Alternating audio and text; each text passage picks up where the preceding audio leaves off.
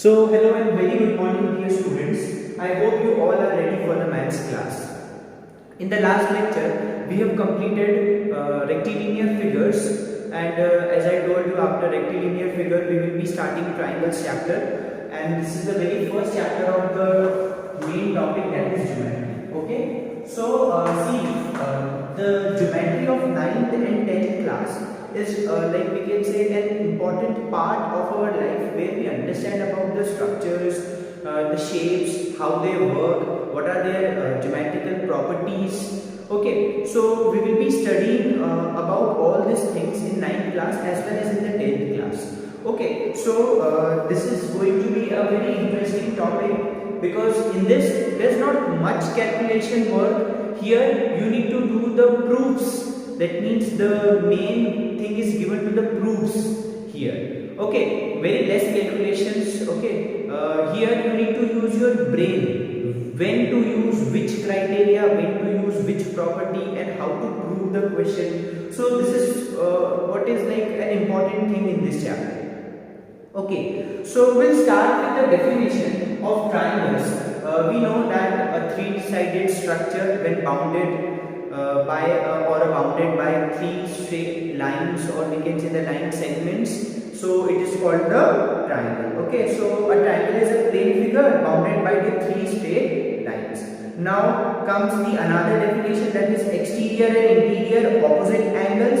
So what do you mean by interior angle and exterior angle? We already studied in the rectilinear figures. Okay, these three are called the interior angle, and this is called the exterior angle. Okay, all these three are interior angle. Okay, then comes, now what are the classifications of a triangle? Now mainly there are three types of triangle. Okay, the one is we can say equilateral triangle. You know the meaning of equilateral triangle? What is that? Where all sides are equal. And if we talk about isosceles triangle, what do you mean by isosceles triangle? Two sides are equal. Any two sides are equal. Okay, so mainly it is any two sides are equal. Okay, and then another one is a scalene triangle. Okay, so scalene triangle, no sides are equal. Okay. Then comes the next one, the classification on the basis of their angles. So if we are classifying the triangles on the basis of their sides, these are classified under the basis of their sides. Now if you go on classifying triangles on the basis of their angles, so on the basis of angles, okay, so you may have acute angle, right angle, and obtuse angle. Yes. So what do you mean by acute angle? You know this. Okay, if it is less than 90. Okay, so if it is less than 90, then it is acute angle. Right angle, what do you mean by right angle? Okay, it is equal to 90 degree. And what about the obtuse angle? Obtuse angle means greater than 90. Okay, so greater than 90. Okay, so wait, I think I have used the opposite signs here. Acute angles are less than 90. Obtuse angle are greater than 90. The signs are correct, and right angle are equal to 90 degree. Okay. Then comes the median and the altitude of a triangle. What do you mean by median and altitude of the triangle? So say for example, if you consider this triangle, okay, and if you draw a line in such a way that it divides the triangle in two equal parts. Okay, so in a triangle we draw a line on the base of the triangle in such a way that the two sides or the two areas are equal, then we say that this line is called the median. Okay, so you please write the definition of the median, that that means a line which divides a triangle into equal parts. Okay, and one more thing, from here you need to understand one very important thing. If I draw one line which is a median of this, here also if I am dropping, and here this is also a median, then wherever this three median meets, this point is called the centroid. Okay, centroid of triangle. And this divides this line in 2:1 ratio. Please remember, this is very important for you to understand here what is median and what is centroid. So centroid definition can be all the three medians meeting at one point. So that point is called the centroid of the triangle, and this point, this centroid, divides each line in 2:1 ratio. Okay, that is 2:1 ratio. Then comes the altitude. What do you mean by altitude? Okay, altitude, perpendicular. These two names, these two things are same. Okay, so if you are dropping a perpendicular here, then this is called the altitude. Here, these two sides will be equal. Okay, that means this point is acting like a midpoint of this. You know the midpoint of this line. Okay, that means this part, this side is equal to this side. Okay, so this is called the median. This is called the centroid. And if we are dropping a perpendicular which is 90 degree here, so this is called the altitude. Okay, I hope this is clear to you. Then for a right angle triangle, the altitude will be C. If this say, for example, this is a right angle triangle. Okay, so what will be its altitude? The altitude will be this only. Okay, that means at this point you will get the altitude. Okay, here we are getting this point. Here the when line is dropped, we are getting here point. So here the altitude is this only. That means for the right angle triangle, this is only the altitude. Okay. Then comes some properties of angles of a triangle. You know what is angle-sum property. What do you mean by angle-sum property? Please, I am writing roughly here. You have to properly write each and everything. Okay. So angle-sum property. So what do you mean by angle-sum property? When all the angles are equal to 180 degree, then it is called the angle-sum property. Okay. So write this much now, all of you.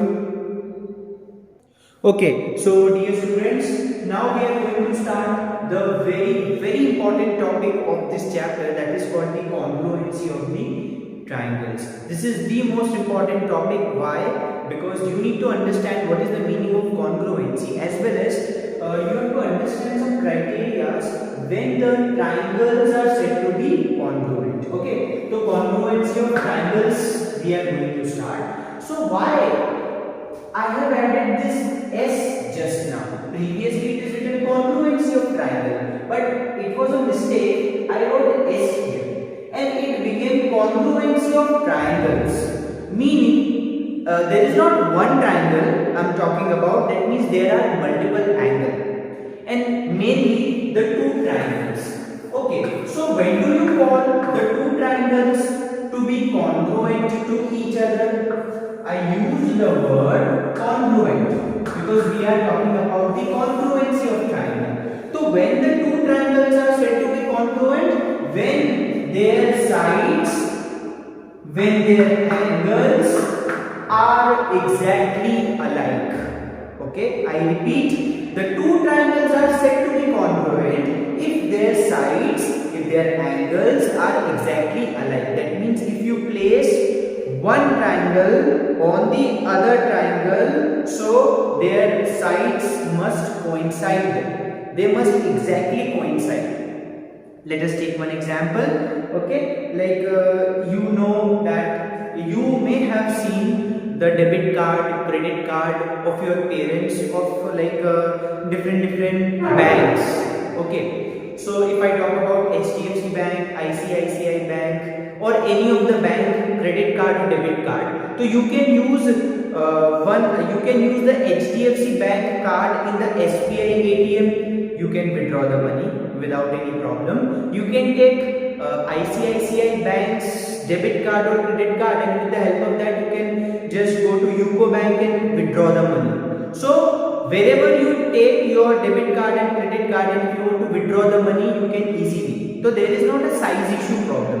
So what we can understand that throughout the world, the size of the debit card and credit card are totally same. They are exactly same. That is why they are congruent to each other. So throughout the world, the debit card and credit card are congruent to each other.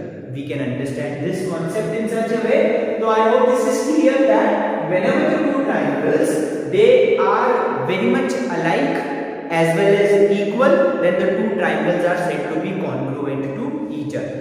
Okay, so if I say like this is ABC and if this is XYZ triangle, so triangle ABC and triangle XYZ are congruent to each other. Now this is what the sign of congruency. We denote the two triangles to be congruent by this sign, where this sign means, see, this is the meaning of similarity.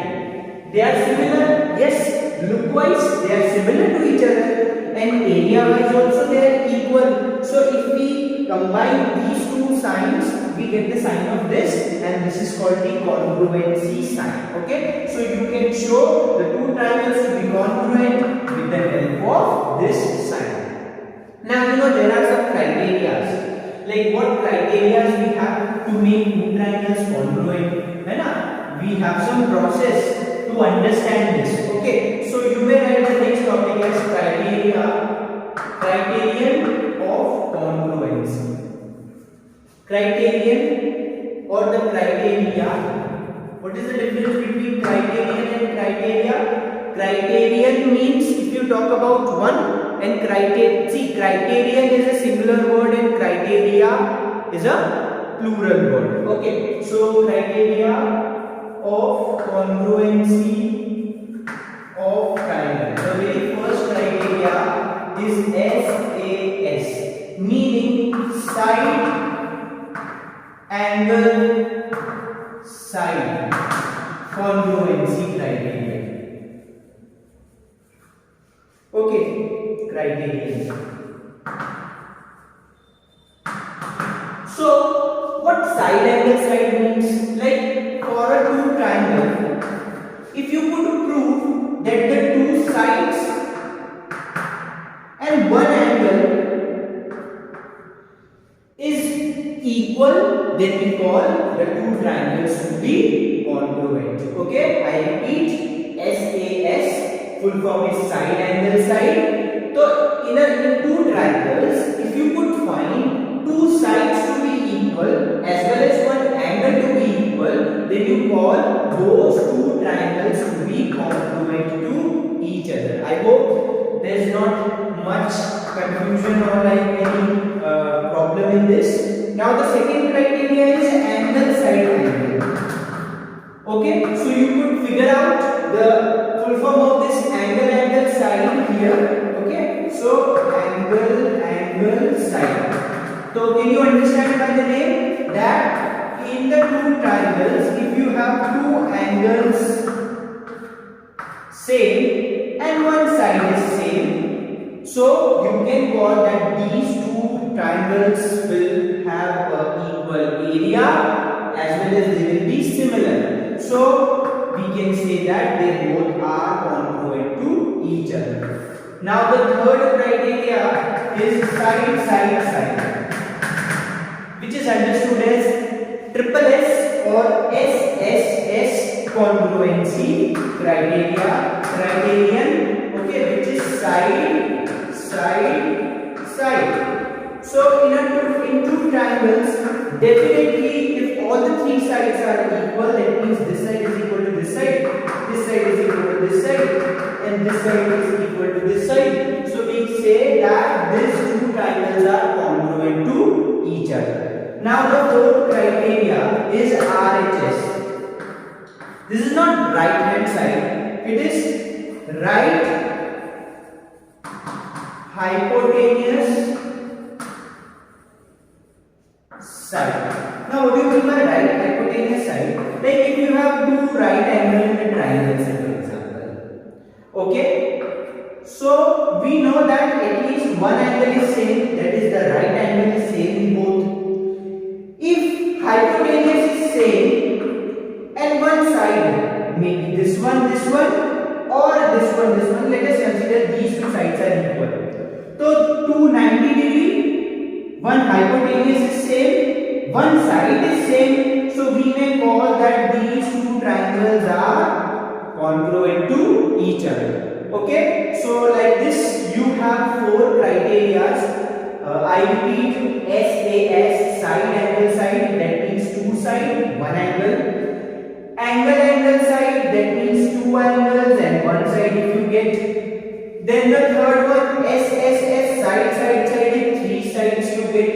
And RHS, that is right hypotenuse side, if you get one hypotenuse, one angle and one side, then you may call all this four as for all the four cases, you may call that those two triangles are congruent to each other. So this is what the criteria of congruency which we have to keep in mind for solving the questions of the exercise. Because as I told you that in this exercise there is not much calculation, but you have to understand how to prove the questions. Okay, so let's come to the exercise now. If you open exercise 1a, state whether the following triangles are congruent or not. Okay, so we need to just show that whether the triangles are congruent or not. Please open your book and just see what is the first question which they are asking you. So the first question is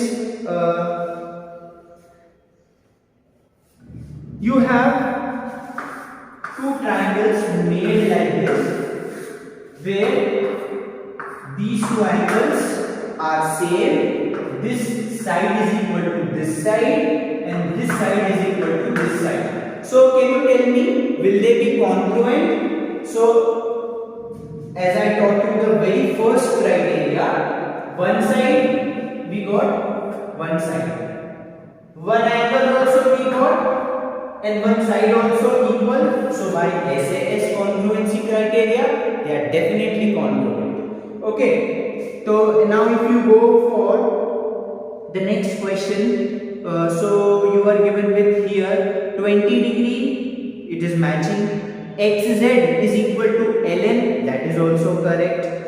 We got one side, we got one angle. Okay, so still if you can see that here 130 is given and here 30 is given, which is not equal. So you may call that this B question is congruent by the two angles. See, if you go for the angles and property, let me draw the diagram.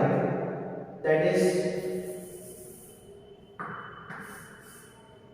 this is one triangle and the another one triangle is like this. One angle is 20 degree and here also you have 20 degree. Okay, this side is equal to this side, and here it is given for the first one. No, this is here given 130 and here it is how much? 30 degree. So can you find this by the angles and property? Yes, 180 minus 30 plus 20, which is 50. So 180 minus 50 is 130. So we got this as 130. This is also 130. So we have two angles and one side. So by a angle side congruency criteria, you can say that these two triangles are congruent to each other. Similarly, for C and D, please try to see which two angles or which two sides are equal.